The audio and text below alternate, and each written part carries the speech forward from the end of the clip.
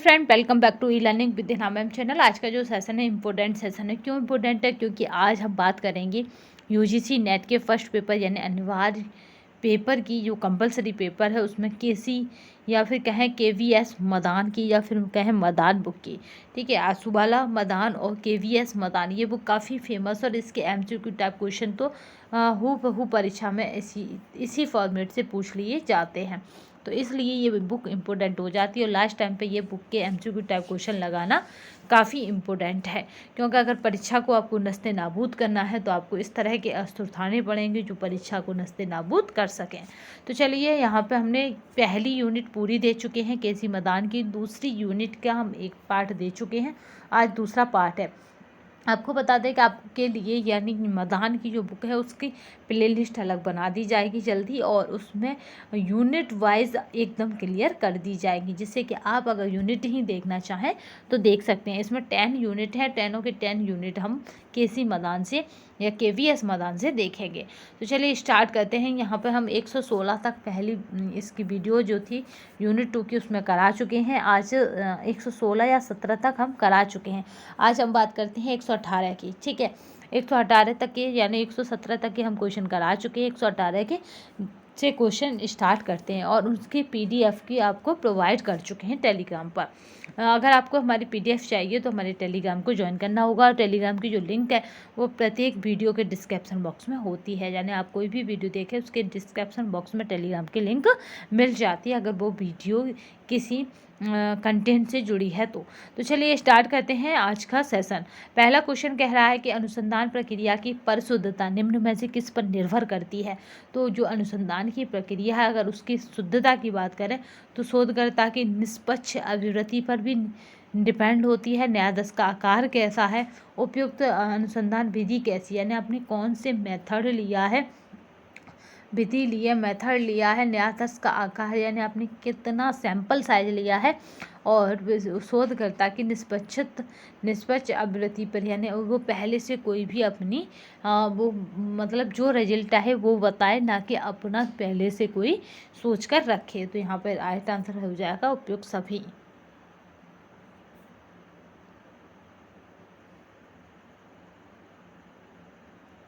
Next question बात करते हैं, निम्नलिखित में से किसे वैज्ञानिक सामाजिक सर्वेक्षण का पिता के रूप में सम्मानित किया जाता है या सम्मानित किया जाता है। यानी इस तरह से याद रखिए कि किसको वैज्ञानिक सामाजिक सर्वेक्षण का पिता कहा जाता है।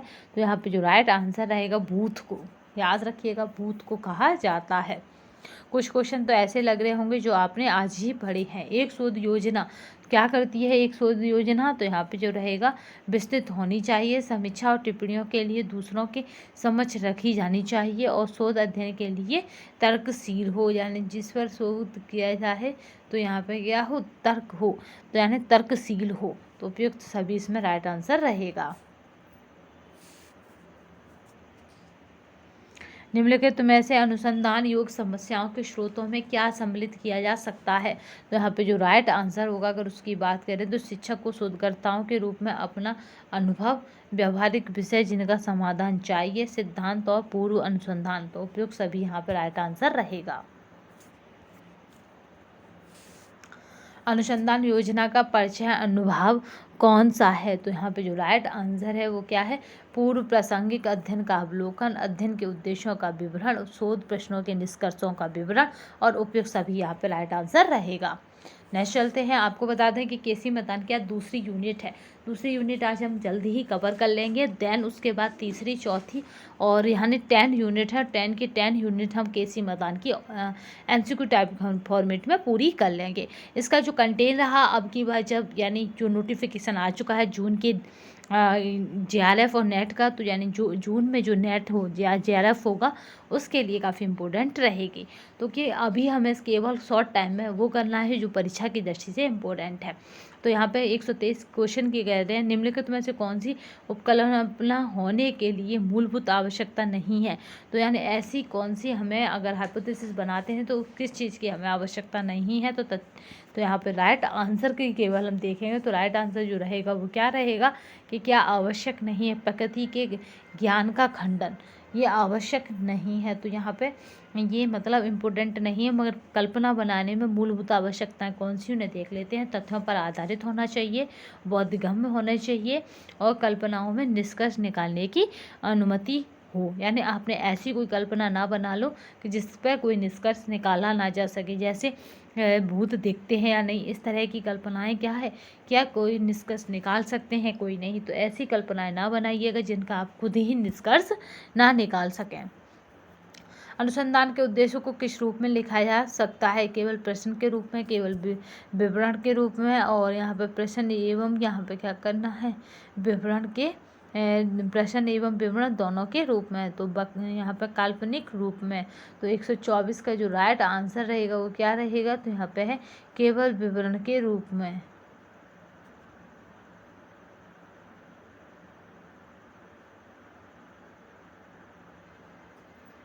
चलिए नेक्स्ट क्वेश्चन देखते हैं।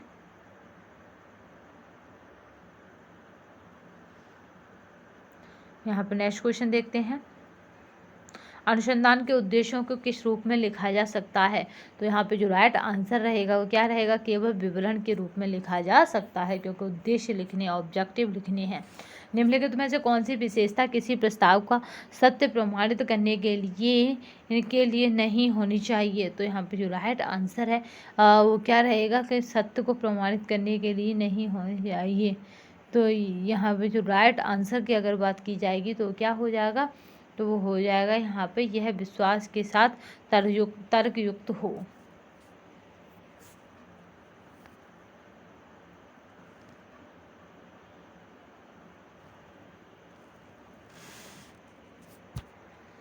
ठीक है, तो यहाँ पे क्या है, ये विश्वास के साथ तर्कयुक्त हो। नेक्स्ट क्वेश्चन देखते हैं। ये PDF आपको हमारे टेलीग्राम तथा व्हाट्सएप पर मिल जाएगी। विवरण में चरों के बीच कारण और प्रभाव की भविष्यवाणी के संबंध को क्या कहा जाता है? जब कारण और यहाँ पे कारण और क्या कर रहा है, प्रभाव के चरण वो यहाँ पे दिखाया जा रहा है, तो उसे क्या कहा जाएगा? तो यहाँ पे जो राइट आंसर होगा उसे क्या, प्रायोगिक उपकल्पना कहा जाएगा, क्योंकि ये संबंध दिखा रहा है।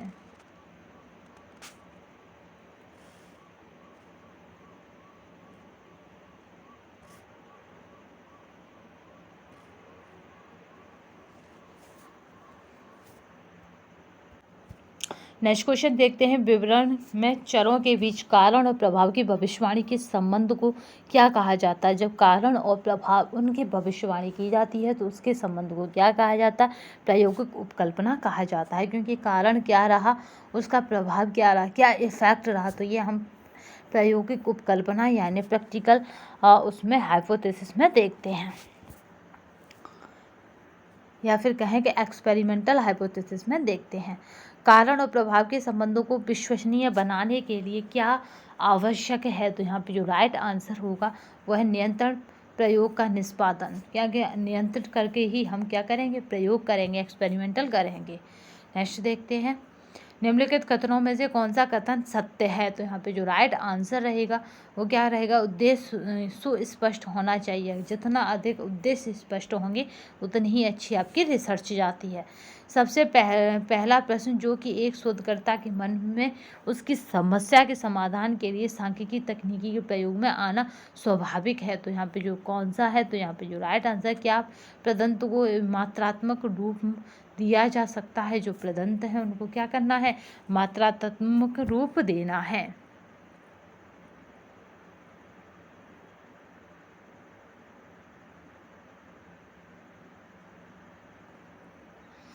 सबसे पहला प्रश्न जो कि एक शोधकर्ता के मन में उसकी समस्या के समाधान के लिए सांख्यिकी तकनीकी प्रयोग में आना स्वाभाविक है। तो यहाँ पे जो राइट आंसर रहेगा उसकी अगर बात की जाए तो क्या प्रदंतों को मात्रात्मक रूप में दिया जा सकता है? तो हमें जो प्रदंत है उनको क्या करना है, मात्रात्मक रूप में देना है। ये हमारे मन में आता है। निम्नलिखित में से कौन से तथ्यों को संग्रह की विधि है? तो यहाँ पे जो राइट आंसर रहेगा वो रहेगा साक्षात्कार। यहाँ पे पूछ रहा है तथ्यों को संग्रह यानी डाटा कलेक्शन की विधि क्या होती है? साक्षात्कार होती है, अवलोकन होती है, ठीक है। और यहाँ पे निम्नलिखित में से प्रदंत संग्रह की कौन सी ऐसी तकनीक है जिसमें मध्यस्थ समेत कई प्रतिभागी एक विशिष्ट और परिभाषित विषय पर बल देते हैं। समूह में परस्पर विचार विमर्श होता है और अर्थ का संयुक्त निर्माण होता है। तो यहाँ पे जो राइट आंसर रहेगा, अगर उसकी बात की जाएगी तो वो रहेगा यहाँ पे फोकस समूह। ठीक है, क्योंकि इसमें हम ध्यान देते हैं। प्रयोगात्मक अनुसंधान में कौन सी प्रक्रिया की आवश्यकता नहीं होती है? तो यहाँ पे जो राइट आंसर रहेगा कि कौन सी प्रक्रिया की आवश्यकता नहीं है, तो वो आंसर रहेगा यहाँ पे संदर्भ संग्रह।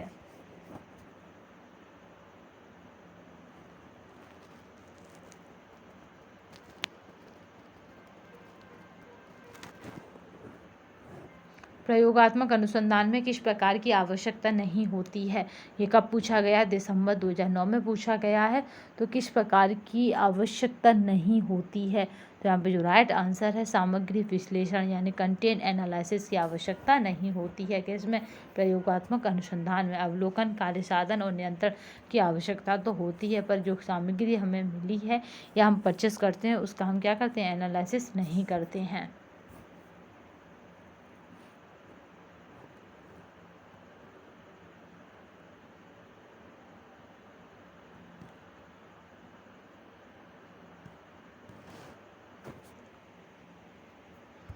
चलिए नेक्स्ट क्वेश्चन देखते हैं।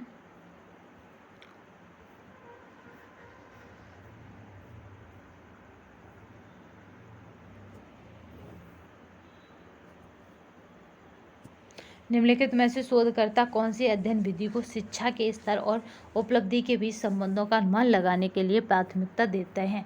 तो यहाँ पे जो राइट आंसर रहेगा कि शिक्षा के स्तर और उसके, तो वो रहता है सह संबंध।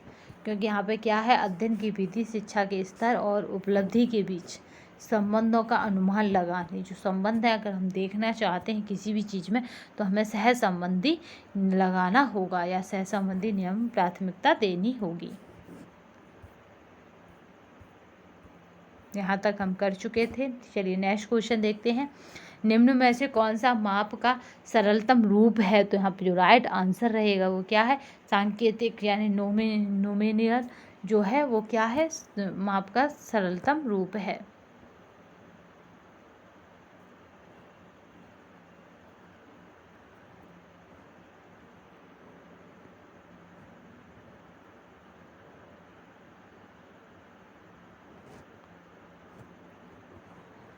यहाँ पे संतोषजनक सांख्यिकी मात्रात्मक विधि में निम्नलिखित में से कौन सा गुण होना चाहिए? तो यहाँ पे जो राइट आंसर रहेगा अगर उसकी बात की जाए तो लचीलापन होना चाहिए।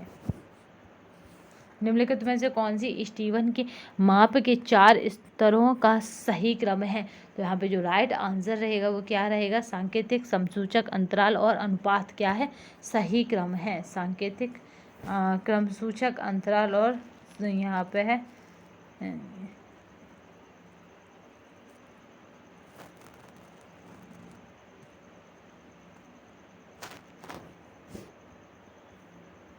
कारक विश्लेषण का प्रयोग किस लिए किया जाता है? जो कारण होते हैं, जो फैक्टर होते हैं, उनका हम एनालिसिस करते हैं अपनी रिसर्च में, तो ये कई चरों के बीच अंतर जानने के लिए किया जाता है। जैसे आपने देखा होगा पाथवे चार्ट की रिसर्च।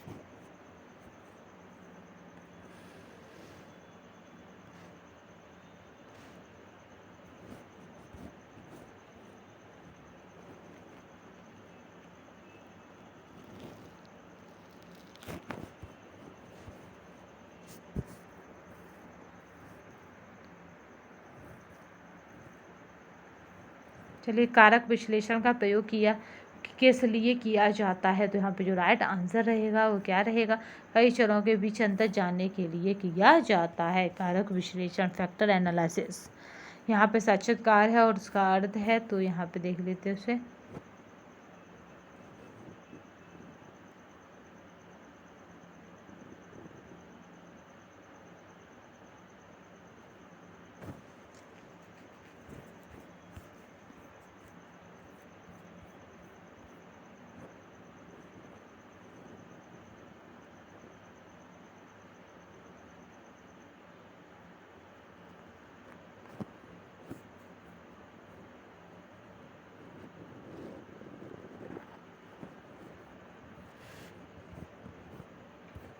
चलिए यहाँ पे देख लेते हैं कि किस तरह से यहाँ पे सूची 1 को सूची 2 से मिलाना है।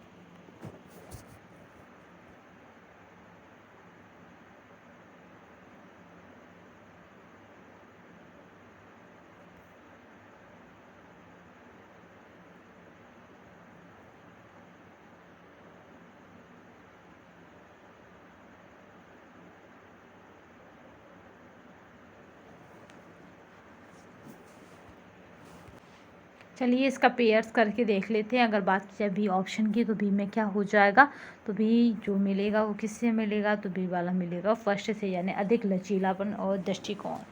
अगर संरचित साक्षात्कार की बात की जाए तो ये मिलेंगे किससे, ये मिलेगा फोर्थ यानी पूर्व निर्धारित प्रश्न। जब भी आप साक्षात्कार कर सकते हैं जब आपके पास पूर्व निर्धारित प्रश्न हो।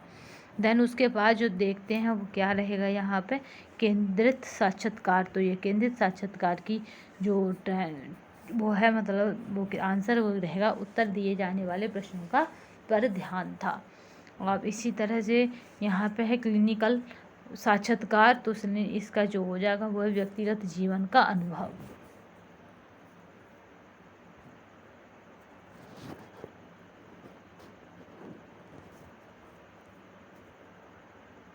निम्नलिखित में से कौन सा सह संबंधी मूल्य सबसे सुदृढ़ है, तो यहाँ पे जो राइट आंसर रहेगा वो क्या रहेगा, तो यहाँ पे रहेगा -1.00।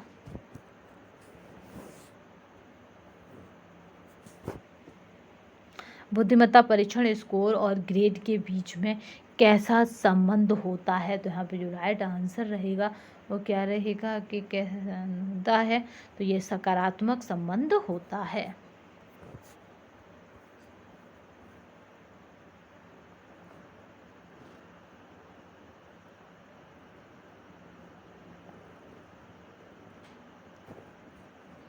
निम्नलिखित में से कौन से आंकड़े कार्ल पियर्सन के सहसंबंध गुणांक के उच्चतम मूल्यों को प्रतिबंधित करते हैं, तो यानी जो सहसंबंध गुणांक है काफ़ी इम्पोर्टेंट हो जाता है, तो वो है हमारा -0.92।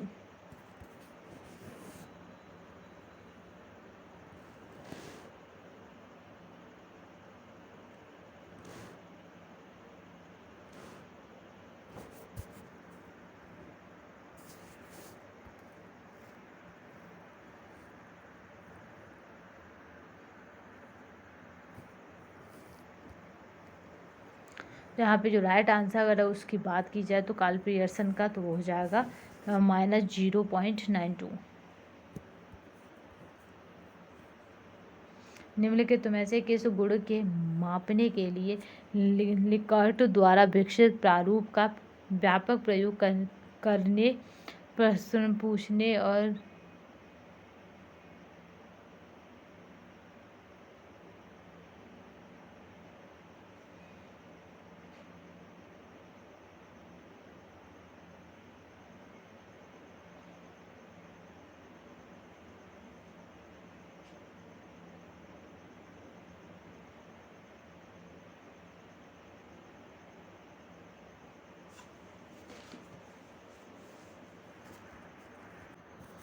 तो यहाँ पे जो राइट आंसर होगा वो क्या होगा, तो वो होगा मनोवृत्ति यानी एटीट्यूड रहेगा। नेक्स्ट क्वेश्चन देखते हैं। अब जो क्वेश्चन रिलेटेड होंगे वो होंगे अनुसंधान की विशेषता से, रिसर्च कैरेक्टरिस्टिक्स से। चलिए नेक्स्ट को देखते हैं, अनुसंधान के क्षेत्र में निष्पक्षता का क्या अर्थ है। तो निष्पक्षता का अर्थ जो माना जाता है वो है सुसंगत निष्कर्ष से, यानी आप कोई किसी भी अपनी तरफ से कोई पक्ष ना रखें। अनुसंधान की निष्पक्षता यानी ऑब्जेक्टिविटी को कैसे बढ़ाया जा सकता है, तो वो कैसे बढ़ाई जा सकती है, तो वह उपरोक्त सभी से, यानी निष्पक्षता के माध्यम से, विश्वसनीयता के माध्यम से, वैधता के माध्यम से, उपरोक्त सभी से।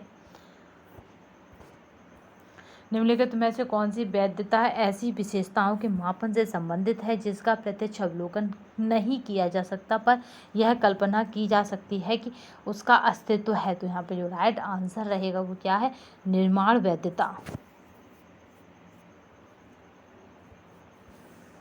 क्षेत्र अध्ययन किन परिस्थितियों से संबंधित होता है? तो यहाँ पे जो राइट आंसर रहेगा वो क्या है? वास्तविक जीवन की स्थितियों से।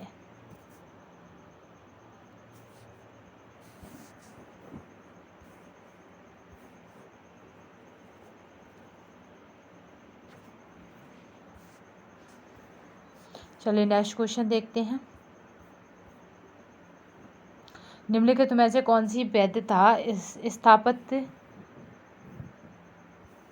निम्नलिखित में से कौन सी वैधता सत्यापित करती है कि आपकी माप की विधि उस विषय वस्तु को माप करने में सक्षम है जिसके लिए वह अपेक्षित है? तो यहाँ पे क्या बताया जा रहा है कि जिसके लिए वो बनाई गई है वह वही चीज़ मेजर करती है, तो वह है सामग्री वैधता।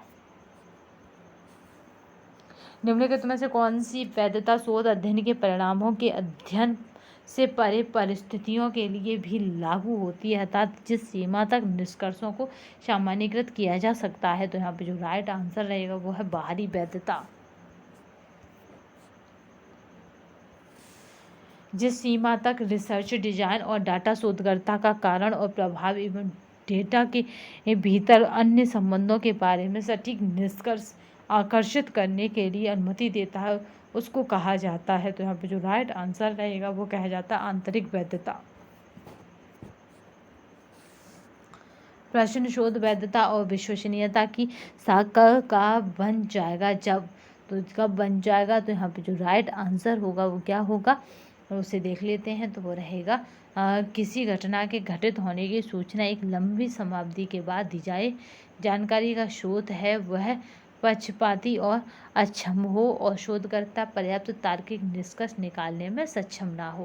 तो यहाँ पे हो जाएगा उपयुक्त सभी।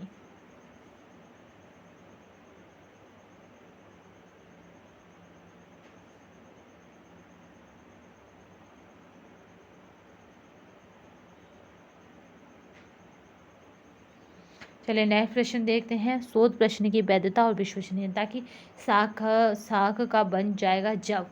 तो कब बन जाएगा? तो यहाँ पे याद रखिएगा, तो वो कब बन जाएगा? तो वो हो जाएगा यहाँ पे किसी घटना के घटित होने की सूचना एक लंबे समयावधि के बाद दी जाए।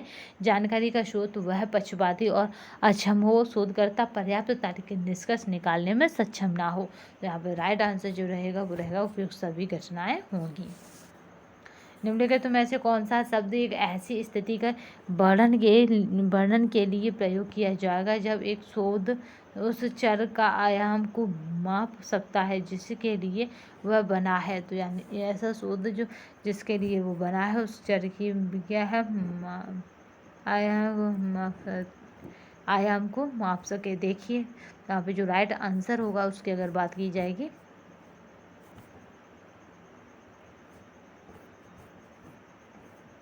ठीक है, यहाँ पे जो क्या है जिस पर के लिए वो बना है, तो यहाँ पे जो ऑप्शन है उन्हें देख लेते हैं। तो पहला है वैधता, दूसरा है विश्वसनीयता, उपयुक्तता और उपयुक्त में से कोई नहीं। तो यहाँ पे जो राइट आंसर रहेगा वो क्या रहेगा? वैधता, क्योंकि जिसके लिए जो बना है वो वही मेजर करके देता है तो उसकी क्या है वैलिडिटी सही है। रिलेबिलिटी यानी विश्वसनीयता का मतलब है कि जितनी बार हम नापें उतनी ही बार वही वो मेजर करके हमें दे। निम्नलिखित में से कौन सी एक अनुसंधान की विशेषता नहीं है? अनुसंधान की विशेषता पूछी जा रही है कि नहीं है। तो यहाँ पे है अनुसंधान व्यवस्थित है, अनुसंधान समस्या उन्मुख है, अनुसंधान निष्क्रिय नहीं है, अनुसंधान एक प्रक्रिया नहीं है। यही स्टेटमेंट गलत है क्योंकि ये क्या है ये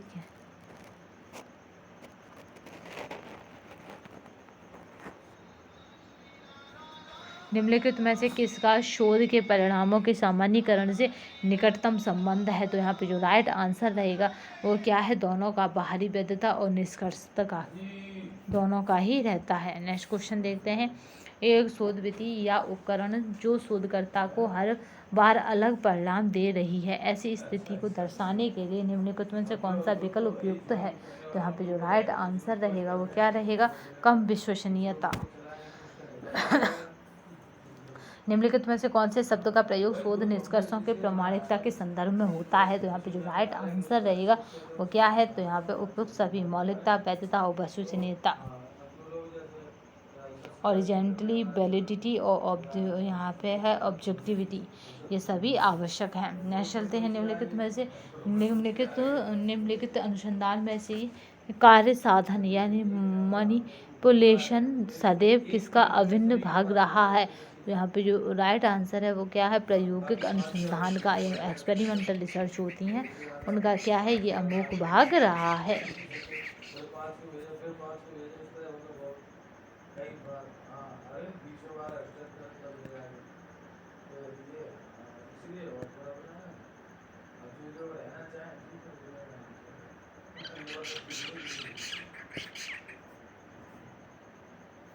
चलिए नेक्स्ट देखते हैं। अगर यहाँ राइट आंसर की बात की जाए, दोबारा रिपीट की, तो हो जाएगा प्रायोगिक अनुसंधान यानी एक्सपेरिमेंटल रिसर्च। उपकल्पना और सूत्रकरण, ठीक है। देखते हैं क्या है। निम्नलिखित में से किस शब्द का हम किसी व्यवहार को नियंत्रण करने के लिए शिष्ट अनुमान को प्रकट करने हेतु उपयोग करते हैं? तो यहाँ पे जो राइट आंसर है वो क्या है? उपकल्पना का प्रयोग करते हैं।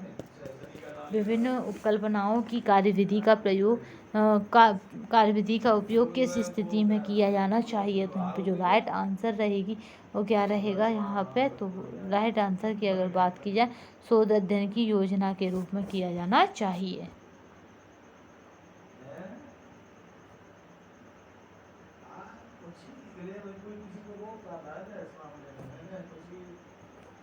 ठीक है, नेक्स्ट क्वेश्चन देखते हैं।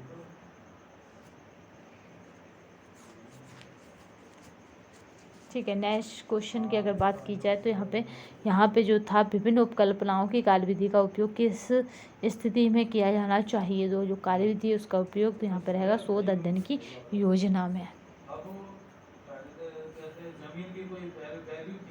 निम्नलिखित में से किसके आधार पर मान्यताओं को निरूपित या यहाँ पे कहें फॉर्मुलेटेड किया जाता है? तो यहाँ पे जो राइट आंसर हो जाएगा वो क्या हो जाएगा यहाँ पे राइट आंसर? तो यहाँ पे देख लेते हैं, उपयुक्त सभी है। देश की सांस्कृतिक पृष्ठभूमि, विश्वविद्यालयों और यहाँ पे देखा जाए जातियों के विशिष्ट विशेषताओं के आधार पर उपयुक्त सभी। निम्नलिखित में से किस प्रकार के शब्दों में उपकल्पनाओं को वर्णित नहीं किया जा सकता है? तो यहाँ पे राइट आंसर है, यहाँ पे जो राइट आंसर रहेगा वो रहेगा यहाँ पे।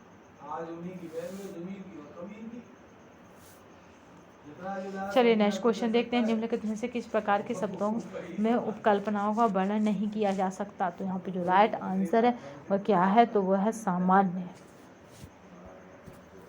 निम्नलिखित में से किस प्रकार के अनुसंधान में शोध कल्पनाओं को निम्नलिखित करने की कम से कम संभावना होती है? तो यहाँ पे देख लेते हैं, कल्पनाओं को सम्मिलित करने की कम से कम संभावना होती है। तो यहाँ पे राइट आंसर जो रहेगा वो क्या रहेगा? वर्णनात्मक अनुसंधान, डिस्क्रिप्टिव रिसर्च। इसमें क्या होता है? शुद्ध उपकल्पनाओं को सम्मिलित करने की कम से कम क्या है इनकी।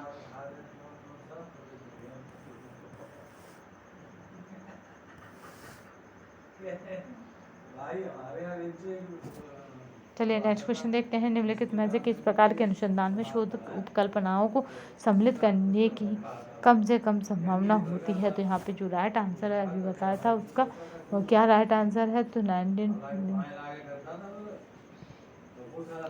यहाँ पे जो राइट आंसर रहेगा वो क्या रहेगा? सी रहेगा, वर्णनात्मक अनुसंधान। चलिए नेक्स्ट क्वेश्चन देखते हैं।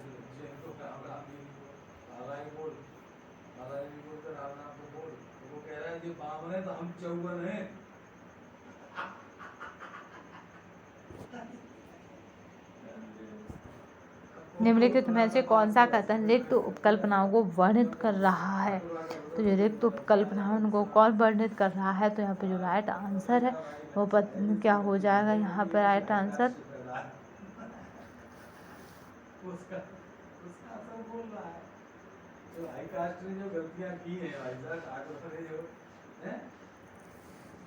अनुसंधान परिकल्पना का तात्पर्य है, तो अनुसंधान परिकल्पना का क्या तात्पर्य है, तो याद रखिएंगे यहाँ पे चरों के बीच में संभावित संबंधों का विवरण देना, और जब यह कहा जाए कि उनको पुष्ट करना है, नकारना है, तब भी हम इनका अध्ययन करते हैं। तो यहाँ पे जो राइट आंसर है बी और सी रहेगा।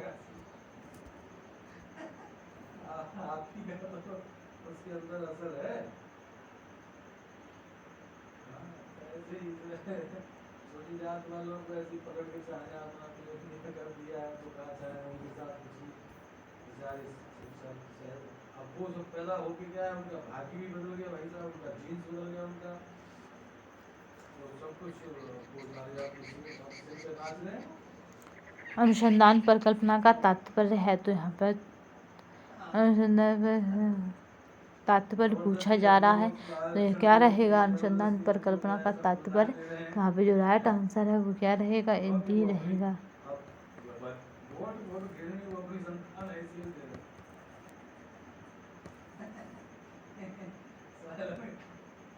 किसी रूप में अपनी संतान है, अपनी संतान करती है तो बाहर वोट का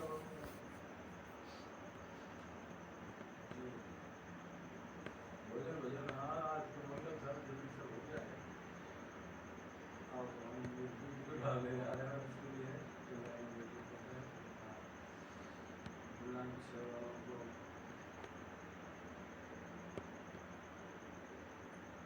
आपने हमारा चैनल सब्सक्राइब कर लिया है ना। नेक्स्ट देखते हैं, निम्नलिखित में से कौन सा कथन रिक्त कल्पनाओं को वर्णित कर रहा है। तो यहाँ पे जो राइट आंसर रहेगा वो क्या रहेगा, तो वो रहेगा चरों के बीच कोई अंतर नहीं है। और आपका कोई नुकसान नहीं होना है, सब्सक्राइब करने से मतलब कोई स्पेस नहीं मिलता है, ना उससे कोई क्षति होता है। अनुसंधान परिकल्पना का तात्पर्य है, तो यहाँ पे जो राइट आंसर है वो है यहाँ पे बी और सी, यानी चरों के बीच संभावित संबंधों का विवरण देना। यह जब यह कहा जाए कि उनको पुष्ट करना है या नकीला, तो यहाँ पे बी और सी।